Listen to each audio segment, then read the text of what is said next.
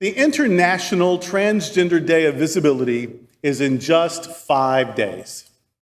Meanwhile, 5 days ago, the governor of Arkansas signed a law that bans transgender school children from using toilets that match their self-identified gender identity.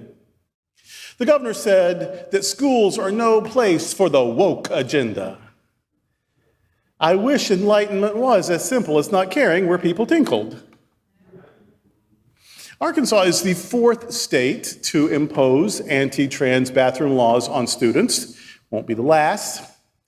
The governor of Kentucky, however, vetoed an anti-trans bill, bless him, while the lieutenant governor of North Carolina says God actually formed him to oppose LGBTQ equality. If God has put you on the planet just to get in the way of someone else's joy, you might have gotten the wrong end of the stick. A lot of the anti-drag legislation lately, including right here in Florida, is really anti-trans in nature. By broadly defining drag, they are meant to prevent anything but binary gender expression in public, which of course would be particularly onerous to transgender people. Now, of course, these bills are hateful. Their sponsors don't like queer culture or LGBTQ people living out loud.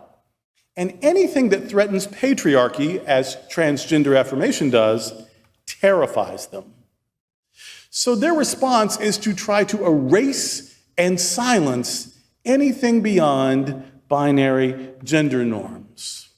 And that's from bathroom bills to anti-drag laws to book banning, to interfering in school curricula and even replacing entire boards. They're trying to erase and silence. Now, not only is that particularly oppressive, unjust, undemocratic, it also shows how threatening it is to live authentically, to just be who you are, to just love, and to demand that love is love and that all love is good. And so just how threatening it is to live in your truth and your authenticity. If they are passing bills against you, you must somehow threaten their perceived control of power. Whenever the state, big S in any part of the world, whenever the state says these people, this community, they have to be silenced or erased, that is a threat somehow. And it never winds up looking good for those who did that. For those who try to erase or silence or marginalize or exclude people, and to do it legislatively. The people who do that never wind up the heroes in history. And maybe that's one reason why they're even trying to edit history. There are some transgender clergy who will be praying with us today via technology. You already heard the beautiful prayer prayed by the Reverend Michael Slack. There'll be a couple of other great ministers joining us throughout the hour. And I want you to really see them. I want you to see the courage they've needed just to live their truth their whole lives, and especially now in the climate that we live in. I want you to think of their generosity in sharing themselves with us today. Notice their beautiful hearts. Notice their bravery. Notice that these are people giving more than they have to give, sharing more than they have to share, being louder than they have to be. But they're doing it for all of us. They're letting their light shine for all of us. Notice their kindness in lending their talents to our worship today. It was trans educators, one in particular, who helped me understand and embrace my own non-binary status. They gave me language for my experience, which doesn't fit neatly into contrived boxes. When I was in my 20s, I was dating someone who shared my sort of non-binary status, but this was way back hundreds of years ago, so we didn't have the language for it.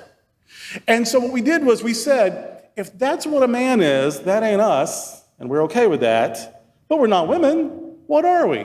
And so we said, we're boys. That's what we are. So, and Nelly boys at that. but we're just boys. Well, there came a time, decades later, that didn't feel right either. Do you know what I'm saying? With the crow's feet and the gray hair. Boy, just seemed a little like wishful thinking, didn't it?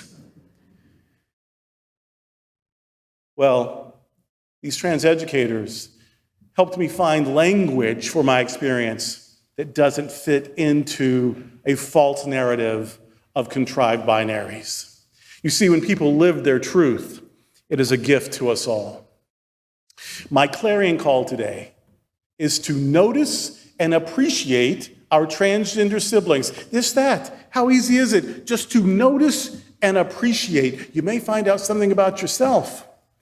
Just notice and appreciate our transgender siblings. And once we see them as siblings, we can never again be silent when they are under siege.